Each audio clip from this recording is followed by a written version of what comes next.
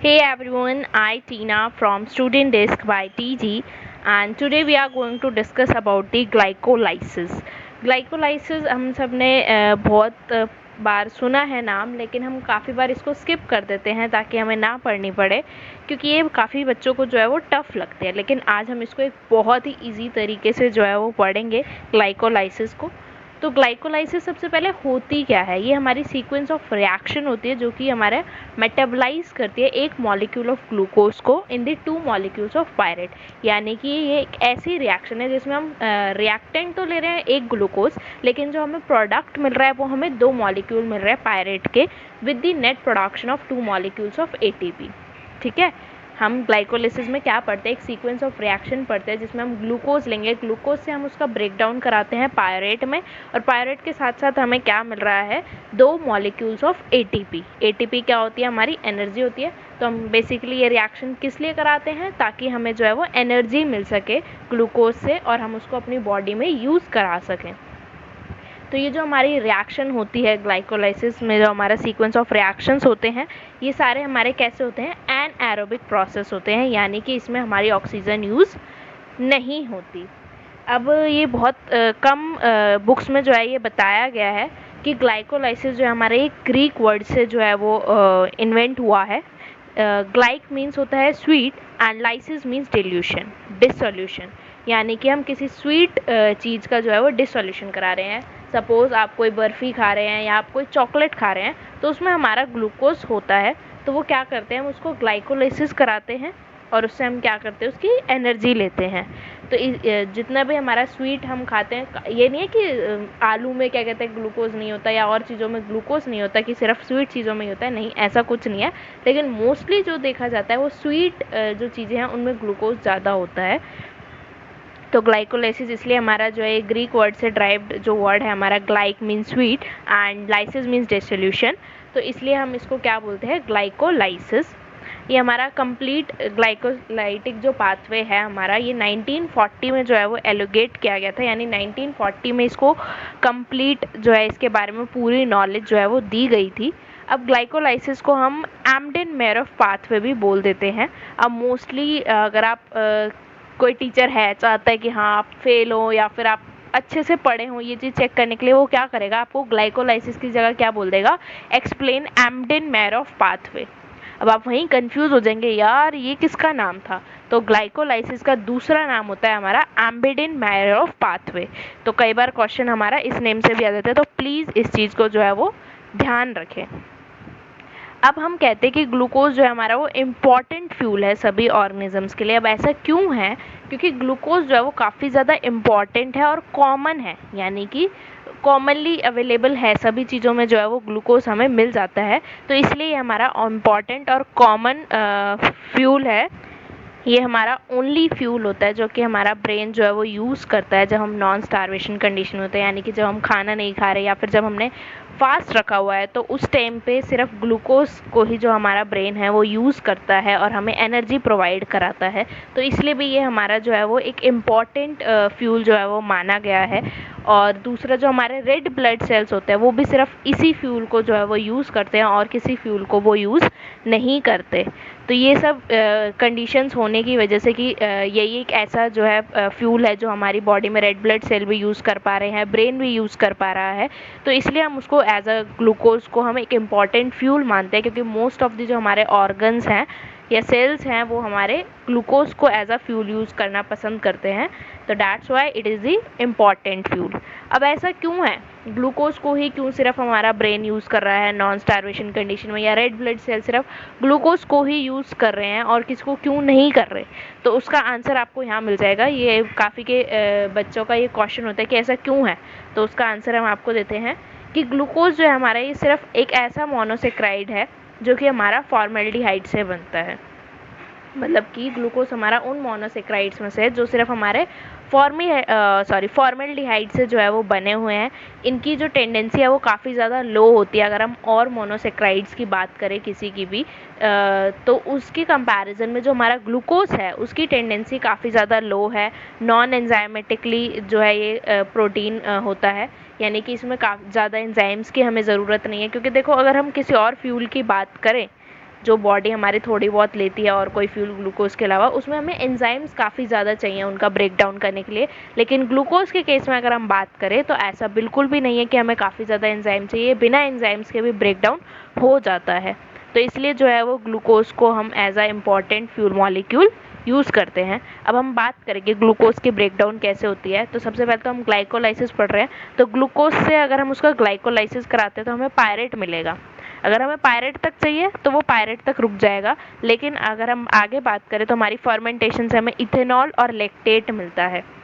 यहीं अगर हम ग्लूकोज और पायरेट में ब्रेकडाउन हुआ, फिर हमने पायरेट की कंप्लीट ऑक्सीडेशन करा दी, तो हमें कार्बन डाइऑक्साइड और वाटर मॉलिक्यूल्स मिलते हैं। तो देखिए, एक ग्लूकोज से ही अलग अलग प्रोडक्ट्स मिल रहे हैं, यानी आप जिस स्टेज पे चाहते हैं वहाँ उसे रोक दीजिए, वो वहीं रुक जाएगा। तो इस वजह से जो है वो ग्लूकोज काफ़ी ज़्यादा डिमांड में रहता है हमारी बॉडी में। तो ये कैसे एनर्जी प्रोड्यूस कराता है उसका भी एक सिंपल सा हमने दे रखा है कि 2 पायरेट और 2 एटीपी मिल गए हमें एक ग्लूकोज मॉलिक्यूल से।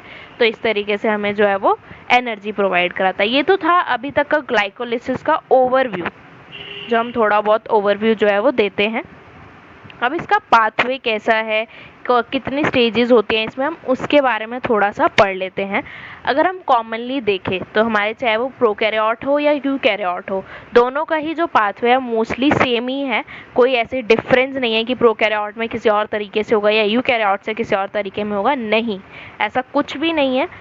यूकैरियोट में बस ये है कि ये हमारा साइटोसोल में जो है वो टेक प्लेस होता है। प्रोकैरियोट्स में ये हमारा नॉर्मल बाहर जो सेल है उसी में जो है वो टेक प्लेस हो जाएगा।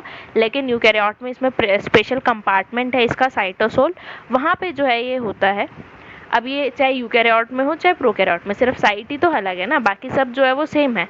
तो ये हमारा 3 स्टेजेस में जो है वो डिवाइडेड होता है। सबसे पहले है हमारी स्टेज 1, जिसमें क्या होता है कि हमारा ग्लूकोज जो है वो फ्रक्टोज 1,6 बायफॉस्फेट में कन्वर्ट होगा।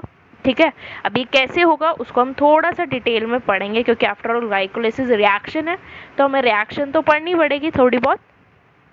तो सबसे पहला जो स्टेज है वो क्या होगा कि हमारा ग्लूकोज से फ्रक्टोज 1,6 बायफॉस्फेट में ये कन्वर्ट होगा। ठीक है, अब इसमें भी हमारी 3 स्टेजेस होती हैं, phosphorylation, isomerisation and second phosphorylation reaction. आपको टेंशन लेने की ज़रूरत नहीं है। हाँ, आपको अभी नाम बहुत टफ लग रहे हैं, लेकिन मैं आपको इसको स्टेज बाय स्टेज जैसे आपको बताऊंगी तो आपको बहुत ईजी हो जाएगा। तो सबसे पहले देखिए, हमने लिखा ग्लूकोज। ग्लूकोज से हमें क्या चाहिए, स्टेज 1 हमें क्या कह रही है कि हमें सबसे पहले चाहिए फ्रक्टोज 1,6 बायफॉस्फेट। स्टेज 1 का रिजल्ट हमें यही चाहिए ना, तो हम सबसे पहले स्टेज 1 कंप्लीट करते हैं।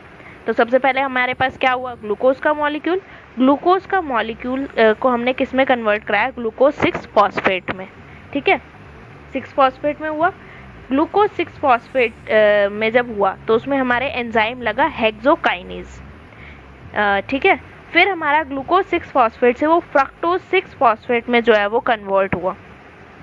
अब ये क्या हो रही है, हमारी आइसोमराइजेशन। पहले क्या हुआ था हमारा, फर्स्ट स्टेज मैंने इसमें बोला हमारी है फॉस्फोराइलेशन। तो आप देखिए, ग्लूकोज से जब वो ग्लूकोज 6 फॉस्फेट में कन्वर्ट हो रहा है, यानी उसमें एक फॉस्फेट ऐड हो रहा है, फॉस्फेट ऐड होना इज फॉस्फोराइलेशन। तो फर्स्ट स्टेज हमारी कंप्लीट हो गई स्टेज 1 की। स्टेज 1 की दूसरी स्टेज उन्होंने क्या बोली, आइसोमराइजेशन। आइसोमराइजेशन कैसे हो गई, जब हमने ग्लूकोज से फ्रक्टोज में कन्वर्ट करा। आइसोमराइजेशन आपको पता है ना, यानी उनका नाम थोड़ा सा डिफरेंट हो जाता है स्ट्रक्चरली। ठीक है ना, तो ग्लूकोज 6 फॉस्फेट से हमने fructose 6 phosphate, second stage complete, tick कर दीजिए इस पे, second stage complete. Third stage इन्होंने क्या बोली, सेकेंड फॉस्फोराइलेशन रिएक्शन, यानी कि अब हमें एक और फॉस्फोराइलेट ऐड कराना है, फॉस्फेट ग्रुप ऐड कराना है। तो वो हमने फॉस्फेट ग्रुप ऐड कराया फ्रक्टोज में, तो वो क्या बन गया हमारा, फ्रक्टोज 1,6 बायफॉस्फेट। Stage 1 complete.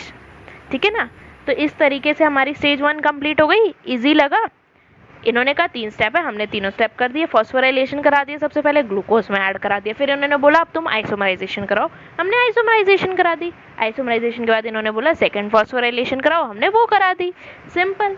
अब एक चीज़ याद रखें आपको, जैसे ये ADP मैं लिख रही हूँ साइड में, तो ये क्या है, अब आप फॉस्फेट ग्रुप ऐड करा रहे हैं तो आपको कहीं से तो चाहिए ना, वो ऐसी थोड़ी कहीं भी हवा में मिल जाएगा अगर आपको कुछ चाहिए तो बस सिंपल है, हमने एक ATP से जो है वो ले लिया एक फॉस्फेट ग्रुप, तो एक जहाँ जहाँ हमने फॉस्फेट ऐड कराया वहाँ हमने ATP का यूज़ कर लिया।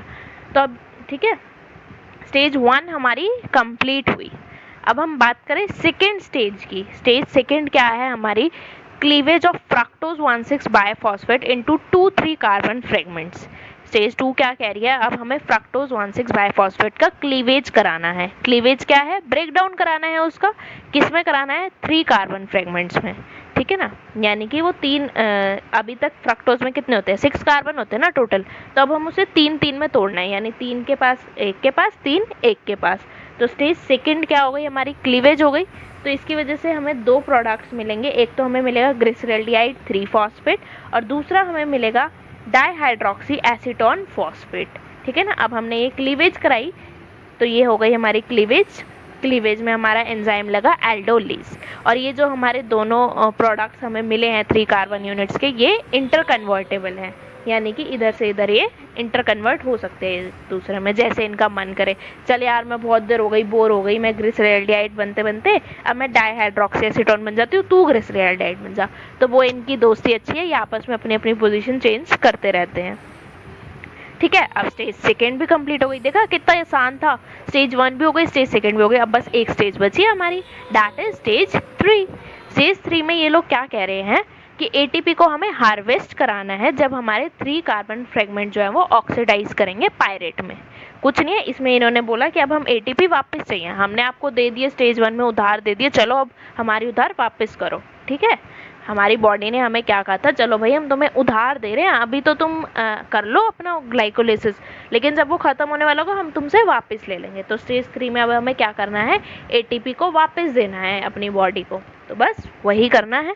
तो अब हम इसमें क्या करेंगे, जो हमने स्टेज सेकेंड में ग्लिसरैल्डिहाइड 3 फॉस्फेट बनाया था उसको हम किस में चेंज कराएंगे, 1,3 बायफॉस्फोट ग्लिसरेट में, ठीक है, 1,3 बायफॉस्फो ग्लिसरेट। इसकी वजह से क्या होगा, वही हमने फॉस्फेट ऐड कराया, लेकिन इस बार हमने एटीपी नहीं लिया क्योंकि हमारे पास ऑलरेडी हमने उधार ले रखी है माइटोकॉन्ड्रिया से। माइटोकॉन्ड्रिया होता है ना हमारा power house of the cell, तो वहीं पे हमारी एटीपी सबसे ज़्यादा होती है, तो हमने उससे ऑलरेडी उधार ले रखी है। हम उसके पास नहीं जा सकते कि नहीं यार तू हमें, अब आप किसी बैंक से लोन लेंगे, आप एक ही बार उससे ले सकते हैं ना, जब तक आप उसे चुकाएंगे नहीं वो और लोन नहीं देगा आपको। तो सेम बॉडी के केस में है।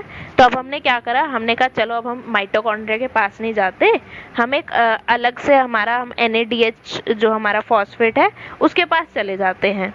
हम उसके पास गए, उसने क्या करा, उसने हमें एक फॉस्फेट दिया और हमारा क्या बन गया, 1,3 बायफॉस्फोग्लिसरेट। अब 1,3 बायफॉस्फोग्लिसरेट से हमने क्या करा, अब हमें जब एटीपी से लेनी थी फॉस्फेट तो हमने फॉस्फेट ऐड करानी थी, ठीक है ना। अब हमें उसे देनी है तो हमें अपने अंदर से रिमूव करानी पड़ेगी। तो अब हम क्या करेंगे, इस 1,3 बायफॉस्फोग्लिसरेट से एक फॉस्फेट हटा देंगे, तो वो हमारा क्या बन जाएगा, 3 फॉस्फोग्लिसरेट, ठीक है। अब एक फॉस्फेट हमने हटा दिया तो वो हमने किसको दे दिया, एटीपी को, ले भाई तू अपना फॉस्फेट ले माइटोकॉन्ड्रिया, अब हमें नहीं चाहिए तेरा। अब हमें एक और लिया था, एक और हमें उधार चुकानी है, तो अब हम इसकी पहले पोजीशन चेंज करेंगे, हम 3 से इसको 2 फॉस्फोग्लिसरेट करेंगे, यानी अब जो हमारा 3 पे फॉस्फेट ग्रुप था उसको हमने 2 पे कर दिया, ठीक है, हमने पोजीशन चेंज करी। अब फिर हमने क्या करा, हमने उसको जो है वो फॉस्फोफिनॉल पायरेट में कन्वर्ट कराया। अभी तक जब तक एक चीज़ याद रखिए, जब तक फॉस्फो लग रहा है यानी जब तक हमारा फॉस्फेट ग्रुप है हमारे रिएक्शन में, तो हमने इसमें क्या करा, अब इसको हमने फॉस्फोफिनॉल पायरेट में कन्वर्ट कराया। अब हमें क्या चाहिए, हमें सिर्फ पायरेट चाहिए, हमें फॉस्फेट की ज़रूरत ही नहीं है। ले भाई ले जा, माइटोकॉन्ड्रिया को बोला भाई तू अपना दूसरा भी ले जा फॉस्फेट जो तूने हमें दिया था, तो अब हमने उसे दूसरा भी दे दिया और हमें क्या मिल गया, पायरेट मिल गया, दैट्स इट। 2 एटीपी मिल गए, जो हमने ऊपर कंज्यूम करे थे वो हमने दे दिए, 2 एटीपी खत्म बात। अब हमें पायरेट भी मिल गया, तो हमारी ग्लाइकोलिसिस भी हो गई। तो इस तरीके से हम ग्लाइकोलिसिस करते हैं, बहुत ही सिंपल है। अब इसको अगर हम देखें तो मैं पूरे, आप एक ये फ्लो चार्ट मैंने इस तीनों स्टेजेस को कंबाइन कर दिया, तो ये पूरा होता है हमारा ग्लाइकोलिसिस। आप इसको ब्रेक डाउन करके पढ़ेंगे, इजी रहता है, तो इसलिए हमने इस तरीके से आपको बताया। That's it, thank you so much. कल हम दूसरी रिएक्शन के साथ आएंगे इसी तरीके से, आसान तरीके से। Thank you so much, please like share and